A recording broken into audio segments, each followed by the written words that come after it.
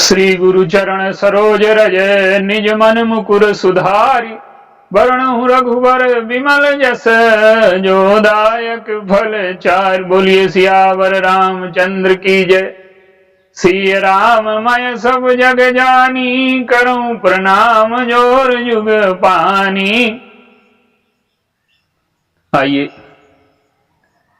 एक वैदिक मंत्र सर्वे भवन्ति सुखिनः सर्वे सन्तु निरामया सर्वे भद्राणि पश्यन्तु मां कश्चित् दुर्भाग् भवेत्। ओम शांति शांति शांति। इस पर विचार करें। गोस्वामी जी रामचरितमानस में कहते हैं कि वेद पुराण उदधि घन साधु। वेद पुराण समुद्र हैं और साधु बादल हैं। वेद पुराण और रामचरितमानस बाहरी दृष्टि से देखने पर तीनों में अंतर दिखाई देता है। क्यों?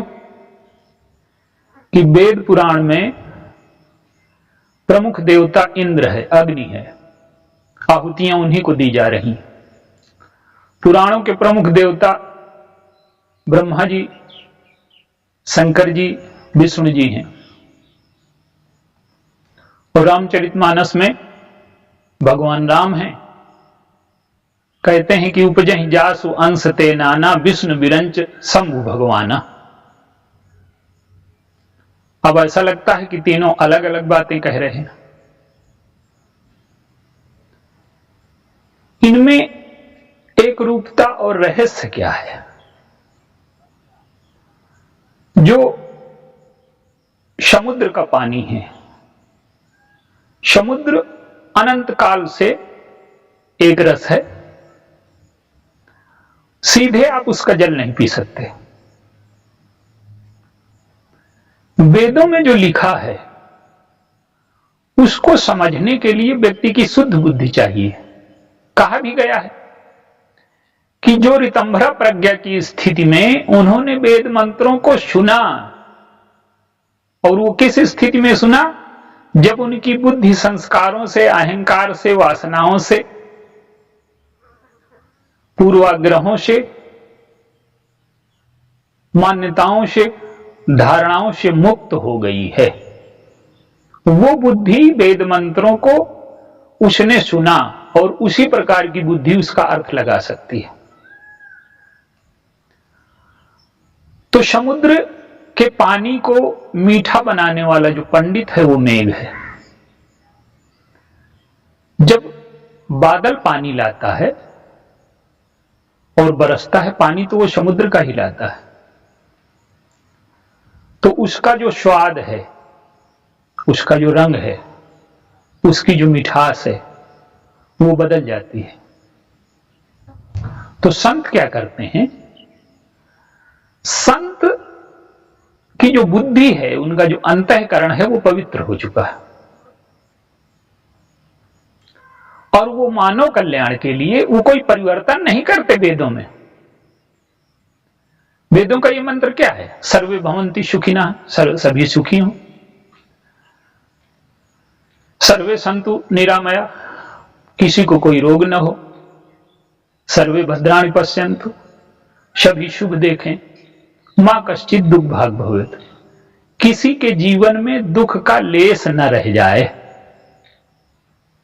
यही तो मनुष्य के जीवन का लक्ष्य है और यही वेद मंत्र उद्घोष कर रहे हैं।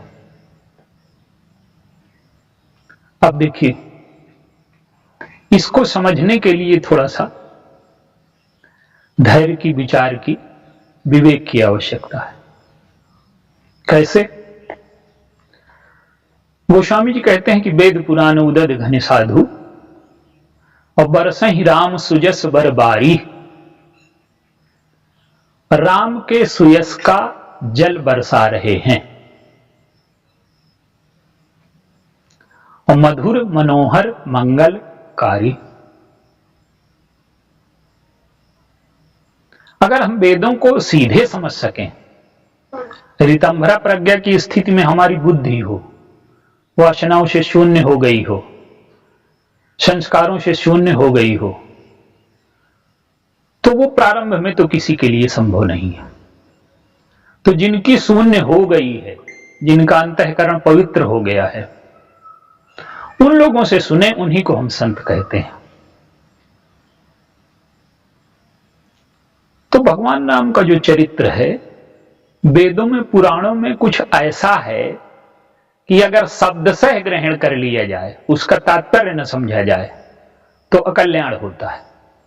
जैसे वेद मंत्र के दृष्टा ऋषि हैं विश्वामित्र जी,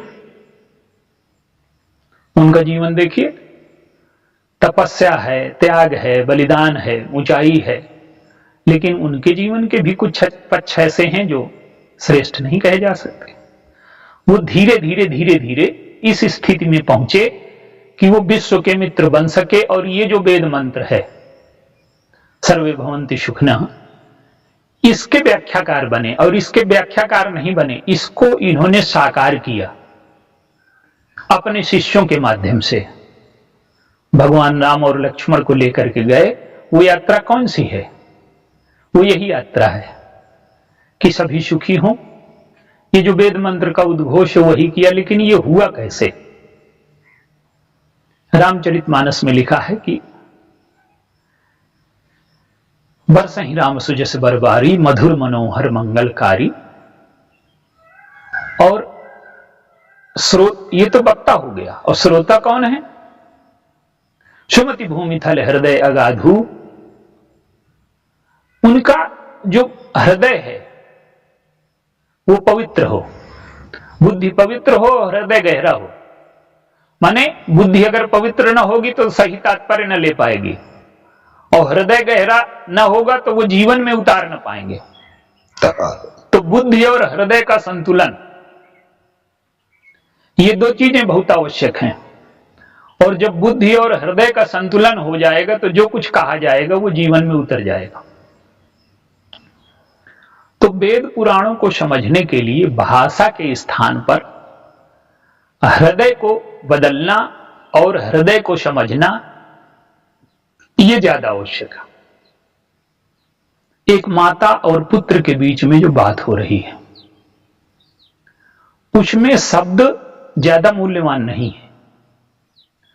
पुत्र उच्चारण नहीं कर पाता, रोटी नहीं कह पाता, टोटी कहता है, पानी नहीं कह पाता, और कुछ कहता है। लेकिन मां और पुत्र के बीच में जो भाषा है वो विश्वास और वात्सल्य की है।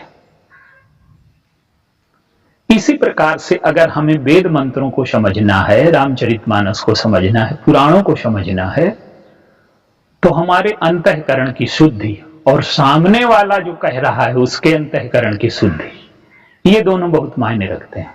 आप देखिए, भगवान शंकर ने रामचरितमानस का निर्माण कर लिया। उनके जीवन में दोनों का संतुलन है। हृदय विशाल है, इसलिए विश्वास के प्रतीक हैं, और ज्ञान भी है वो जोग ज्ञान वैराग्य निधि प्रणत कल्प तरुणाम। रामचरितमानस का निर्माण हो गया, लेकिन श्रोता के अभाव में उन्होंने सुनाया नहीं।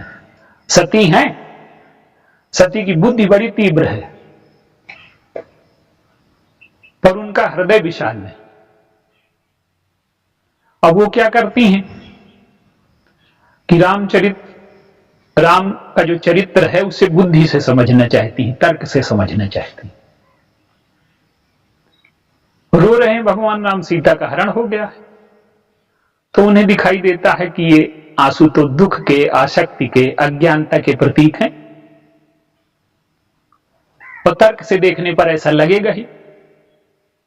लेकिन शंकर जी क्या देखते हैं? शंकर जी बड़े प्रसन्न हैं। चले जाते शिव सती समेता, अपुनि पुनि पुलकत कृपा निकेता। वो सती जी के साथ जा रहे हैं और उस दृश्य को देख करके बड़े प्रसन्न हो रहे हैं। क्यों?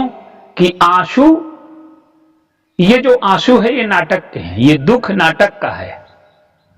वो जो समझ रहे हैं कि ये सच्चिदानंद है, ये सच्चिदानंद को इसने व्यक्त कर दिया है, पेड़ पौधों से पूछ करके जड़ में जो हमें जड़ की भ्रांति है उसे मिटा दिया है, चेतनता की अनुभूति करा दी। आंसू दुख अज्ञानता और आसक्ति के प्रतीक नहीं, प्रसन्नता के प्रतीक है। तो सती जी क्या करती हैं कि भगवान राम को बुद्धि से समझना चाहती हैं और भगवान शंकर के प्रति उनमें अपनत्व है तो उनको हृदय से समझना चाहती हैं। बुद्धि और हृदय के झगड़े में वो समझ नहीं पाई। अंत में जब पार्वती बनी वो, तब वो राम कथा को समझने लायक हुई। जब हृदय विशाल हो और बुद्धि सूक्ष्म हो, हृदय की अनुगामिनी हो बुद्धि, तब रामचरितमानस को समझ पाएगा। तो हृदय और बुद्धि का समन्वय संतों के माध्यम से राम कथा। अब आइए वो जो मंत्र लिया था, सर्वे भवन्ति सुखिना सर्वे सन्तु निरामया सर्वे भद्राणि पश्यन्तु मा कश्चित् दुःखभाग् भवेत्।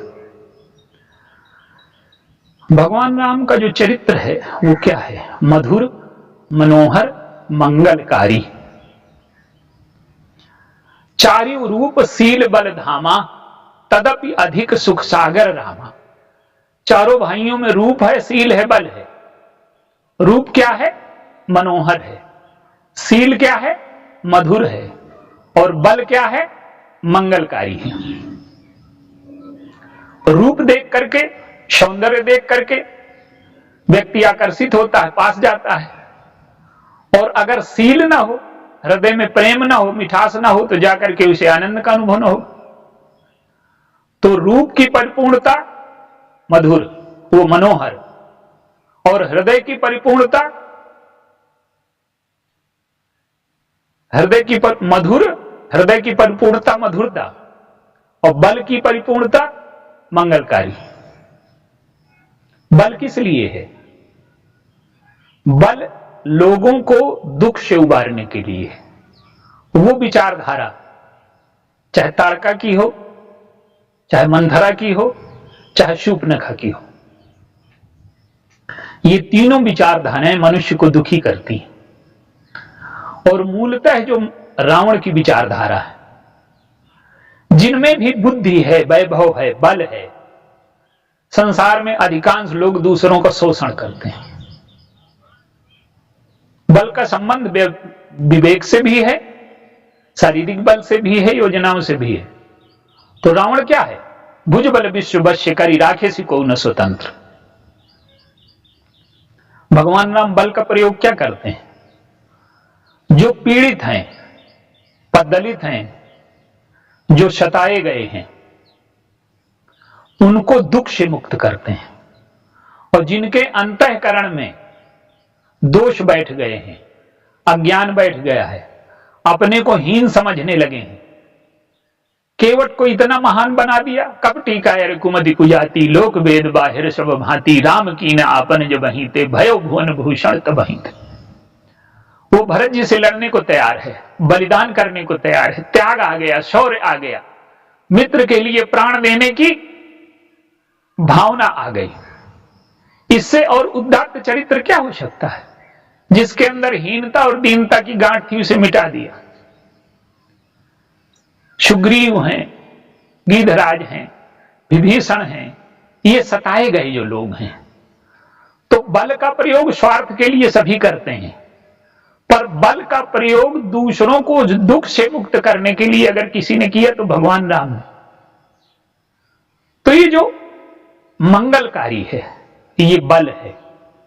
समाज में हमेशा बल और बुद्धि, जितने युद्ध आज दिखाई देते हैं आपको संसार में, वो सब प्रबुद्धों ने ही कराए हैं, सब बुद्धिमानों के ही कराए हुए हैं। जितनी बुद्धि है वो मानवता को नष्ट करने में लगी हुई है। जितने आविष्कार होते हैं पहले युद्ध के क्षेत्र में होते हैं। सारा बल वैभव मनुष्यता को नष्ट करने में लगा है। और इसके बाद अगर हम ये सोचें कि सब कल्याण से हो जाए, सबके जीवन में दुख समाप्त हो जाए, सारी विचारधाराएं आज दुख को, विनाश को, सृष्टि को विनष्ट करने में लगी है, विनाश को आमंत्रित कर रही है। कालिदास जिस पेड़ पर बैठे हैं उसी डाल को काट रहे हैं। आज विज्ञान की कुल्हाड़ी जीवन की जिस डाल में बैठी है उसे काटने में लगी है। प्रदूषण का स्तर ये है, 30 बार पृथ्वी नष्ट हो जाए ऐसे हथियार इकट्ठे हो गए। जब तक ये विचारधाराएं पराजित नहीं हो जाती, बल बुद्धि वैभव का उपयोग जब तक मनुष्यता के कल्याण के लिए नहीं होता, भेद बुद्धि मिटाने के लिए नहीं होता, स्वार्थ के स्थान पर देने की वृत्ति नहीं हो आती, तब तक ये वैदिक मंत्र कहने से सफल नहीं हो सकता। तो भगवान राम ने अपने चरित्र में, चाहे वेद उठा लीजिए, चाहे पुराण उठा लीजिए, चाहे इतिहास उठा लीजिए, चरित्र का अगर कोई सर्वोत्तम मापदंड है तो भगवान राम का चरित्र है। तो इस चरित्र में मधुरता है, मनोहरता है और मंगलकारी। आप देखिए, बल है, दंड है, पर उसका प्रयोग कहां किया गया? कैकेयी है, कैकेयी ने स्वार्थ में आकर के निकाल दिया। वो चाहते तो दंड के प्रयोग की आवश्यकता ही नहीं थी, अयोध्या के राजा हो जाते, लेकिन बल का प्रयोग स्वार्थ के लिए नहीं। कैकेयी के अन्याय का विरोध नहीं किया, क्योंकि वो अन्याय का अगर विरोध करते तो वो पता लगता कि वो भी सत्ता के भूखे हैं, लालच है सत्ता का। तो भोग के विरुद्ध तपस्या, स्वार्थ के विरुद्ध त्याग, काम के विरुद्ध वैराग्य, दुख के विरुद्ध सुख की ये जो लड़ाई है वो रावण तक पहुंची है। पर रावण को दंड दिया, पर उसमें द्वेष नहीं है, बदला नहीं है। रावण का कल्याण चाहते हैं, पर वो अपनी विचारधारा को नहीं बदल रहा, जो लोगों को दुख में डालती है, जो लोगों को पीड़ा में डालती है। तो रावण की मृत्यु का अर्थ है वो विचारधारा जो बल बुद्धि और वैभव को अपने स्वार्थ सिद्धि में लगाती है और दूसरों को पीड़ित करने में लगाती है। तो रावण की मृत्यु हुई, उसका वध हुआ, लेकिन उसका कल्याण हुआ। तासु तेज समान प्रभु आनंद। दंड के मूल में भी करुणा है। तो न तो कैकेयी को दंड दिया और रावण को दंड दिया, तो उसके मूल में करुणा है। तो बल और वैभव और बुद्धि जब तक स्वार्थ के लिए प्रयोग होंगे, सत्ता के लिए प्रयोग होंगे, दूसरों को नष्ट करने के लिए प्रयोग होंगे, इस पृथ्वी में कभी भी शांति नहीं आ सकती, कभी सुख नहीं आ सकता। तो जो भगवान राम की जो विचारधारा है वो क्या है कि मंगलकारी, बल का प्रयोग, बुद्धि का प्रयोग मंगल के लिए करिए, हमारे जीवन में भी कल्याण हो और दूसरों के जीवन में भी कल्याण हो। तो रूप मनोहर, स्वभाव और शील मधुर और बल मंगलकारी। तो ये जब तीनों चीजें मनुष्य के चरित्र में इकट्ठी हो जाएं,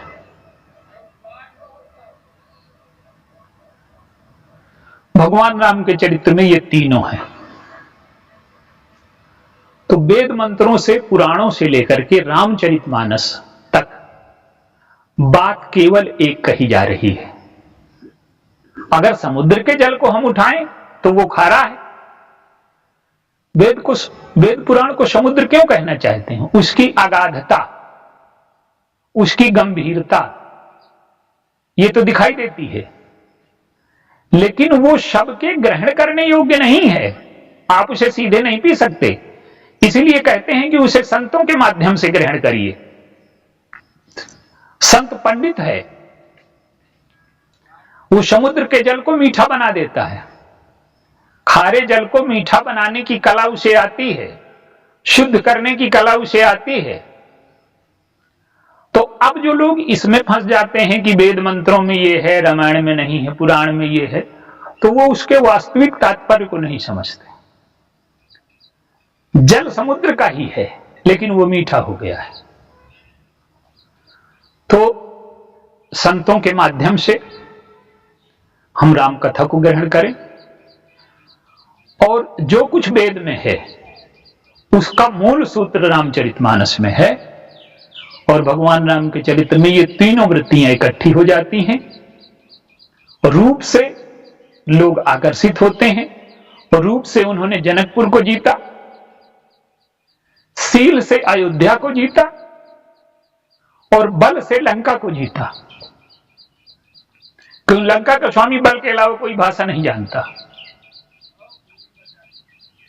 अंगद गए, वो कहता है कि जौ पैसमर सुभट तव ना था, पुनि पुनि कहस जासु गुण गाथा, तव बसीठ पठवत के ही काजा, रिपुसन प्रीति करत नहीं राजा। वो कहता है तुम्हारा स्वामी कमजोर है, डरा हुआ है, डरपोक है, इसलिए संधि का प्रस्ताव भेज रहा है। और संधि का प्रस्ताव तो निर्बल पक्ष भेजता है, लेकिन भगवान राम तो सबल पक्ष हैं। लेकिन संधि का प्रस्ताव भेजा कि रावण का हित न हो, लेकिन रावण उस चीज को नहीं समझ पाता, इसलिए उसे दंड देना पड़ता है, उसका वध करना पड़ता है। तो ये जो बल है ये मंगलकारी है, लोगों के जीवन में सुख की सृष्टि करता है। ये जो सील है लोगों की हृदय की दूरी मिटाता है। कैकेयी क्या करती हैं? भरत जी और भगवान राम के बीच में दूरी पैदा करते हैं। माया क्या है? मैं अरुमोर तोरम तय माया और यही बस कीन है जीव निकाया। यही तो वेद मंत्रों का उद्घोष है। परम सत्य का साक्षात्कार, और परम सत्य का साक्षात्कार बिना भेद बुद्धि के गए नहीं हो सकता। भेद बुद्धि जब तक है, परम सत्य का साक्षात्कार हम कैसे करेंगे? तो भेद बुद्धि को मिटाना, लोगों के हृदय को परस्पर पास लाना, प्रेम से सबको जोड़ देना। तो रूप से जनकपुर को जीता, वो विदेह नगर है। सील से अयोध्या को जीता। देखिए, हर जगह आप सबको सबसे चीज से नहीं जीत सकते। रावण तो केवल बल की भाषा जानता है, इसलिए बल का प्रयोग करना पड़ा। परशुराम जी से कैसे जीते? सील से, विनम्रता से। कठोरता से युद्ध लड़ जाता है, ये सब जानते हैं, पर विनम्रता से हार स्वीकार करके जीत गए। कहां कौन सा युद्ध लड़ना है? कहां सील की आवश्यकता है? कहां प्रेम की आवश्यकता है? अपनों से युद्ध करोगे क्या? तो भरत जी और भगवान राम ने पहले भेद बुद्धि को मिटाया। समाज में जो उत्पीड़न हो रहा है उसको रोकने की यात्रा है ये 14 वर्ष की यात्रा। तो रूप, सील, बल, ये मधुर, मनोहर, मंगलकारी, ये सबके जीवन में सुख शांति की सृष्टि करते हैं। तो जो वेद मंत्र है, सर्वे भवन्ति सुखिनः, सर्वे सन्तु निरामया, सर्वे भद्राणि पश्यन्तु, मां कश्चित् दुर्भाग् भवेत्। तो वेद मंत्र का चाहे अनुवाद कह लीजिए, चाहे अर्थ कह लीजिए, चाहे उसे भगवान राम का जीवन कह लीजिए, और अगर इसे समझना है तो वेद मंत्रों में, पुराणों में, रामचरितमानस में कोई अंतर नहीं है। लेकिन वो सिद्धांत के स्तर पर है, व्यवहार के स्तर पर अंतर है। तो वेद मंत्रों को समझने के लिए ऋतंभरा प्रज्ञा की बुद्धि चाहिए, वो आज बहुत कम लोगों के पास है। तो हम संतों के माध्यम से वेद पुराणों का जो सार है रामचरितमानस, इसलिए चाहे भगवान राम हो, चाहे शंकर जी हो। शंकर जी क्या कहते हैं? यद्यपि संत मुनि वेद पुराना, जस कछु कहाँ ही स्वमति अनुमाना, तस्मै सुमुख सुनावो तो ही, और समुझ परे जस कारण मोहि। दशरथ जी के लिए कहते हैं वेद विदित तेहि दशरथ नाम। भगवान राम भी वेद पथ का ही अनुगमन करते हैं। तो वेद में, पुराणों में, रामचरितमानस में कोई अंतर नहीं है, और उन सूत्रों में एकता है। अनेकता में एकता हमारी संस्कृति की विशेषता है। अनेकता में एकता ढूंढ लेना। तो वेद मंत्र, पुराण, व्यास जी ने वेदों का ही उपमग्रहण किया, वो पुराण कहलाए।